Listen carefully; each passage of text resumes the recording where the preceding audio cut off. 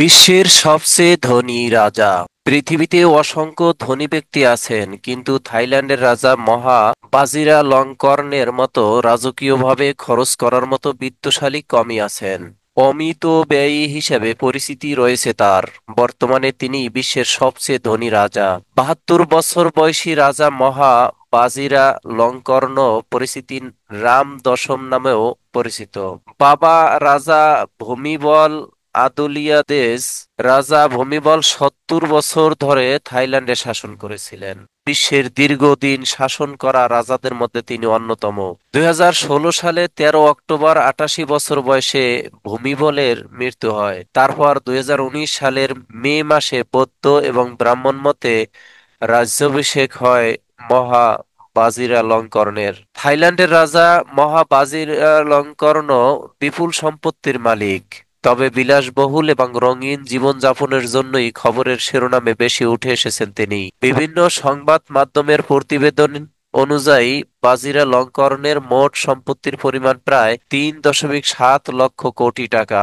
এই বিশাল সম্পদের বেশিরভাগই রাজা পেয়েছেন উত্তরাধিকার সূত্রে। তবে বিভিন্ন নামি দামি সংস্থা এবং জমিতে বিনিয়োগ করে সম্পত্তির পরিমাণ আরও বাড়িয়ে তোলেন তিনি। বিভিন্ন প্রতিবেদন অনুযায়ী থাইল্যান্ড জুড়ে হাজার হাজার একর জমি রয়েছে মহাবাজিরালঙ্কর্নের। কেবল ব্যাংকই 17,000-এর বেশি স্থাবর সম্পত্তি রয়েছে। মহাবাজিরালঙ্কর্নের বিলাসবহুল জীবনযাত্রা কল্পনাতীত। 300-টির বেশি বিলাসবহুল গাড়ি রয়েছে তার, যার মধ্যে মার্সিডিজ বেঞ্জ, বিএমডব্লিউ, লিমুজিন অন্যতম।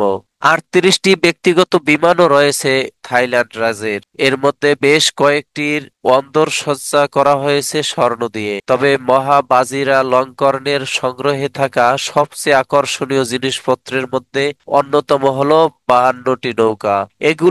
এগুলো কোনো সাধারণ নৌকা নয়। সম্পূর্ণ স্বর্ণ দিয়ে সজ্জিত নৌকাগুলি শুধু রাজকীয় অনুষ্ঠানের সময় ব্যবহৃত হয়। এত সম্পত্তি থাকা সত্ত্বেও মহা বাজিরালঙ্কর্নের সম্পত্তির পরিমাণ কিন্তু মুকেশ আম্বানি বা গৌতম আদানির মতো ভারতীয় শিল্পপতির চেয়ে কম। 2025 সালের মে মাসের হিসাব অনুযায়ী আম্বানি এবং আদানি ভারতের প্রথম দুই ধনী ব্যবসায়ী। রিলায়েন্স গোষ্ঠীর চেয়ারম্যান মুকেশ আম্বানি ভারতের সবচেয়ে ধনী ব্যক্তি। তার মোট সম্পদের পরিমাণ প্রায় 7.9 লাখ কোটি টাকা। ভারতের সবচেয়ে ধনীদের তালিকায় গৌতম আদানির স্থান দ্বিতীয়। তার মোট সম্পত্তির পরিমাণ প্রায় 4.81 লাখ কোটি টাকা। অর্থাৎ দুজনের সম্পত্তির পরিমাণই বাজিরালঙ্কর্নের চেয়ে অনেকটাই বেশি। মহা বাজিরালঙ্কর্নের জন্ম 1952 সালে। প্রয়াত রাজা ভূমিবল এবং রানী সিরিকিতের 4 সন্তানের মধ্যে একমাত্র পুত্র সন্তান তিনি। বাজিরালঙ্কর্নের প্রাথমিক শিক্ষা থাইল্যান্ডে, পরে ব্রিটেন ও অস্ট্রেলিয়ার বেসরকারি স্কুলে পড়াশোনা করেন তিনি। পরে ক্যানবেরার ডানটনের রয়্যাল মিলিটারি কলেজে ভর্তি হন। অস্ট্রেলিয়ার নিউ সাউথ ওয়েলস বিশ্ববিদ্যালয় থেকে সামরিক শিক্ষা স্নাতক ডিগ্রি অর্জন করেছিলেন মহা বাজিরালঙ্কর্ন।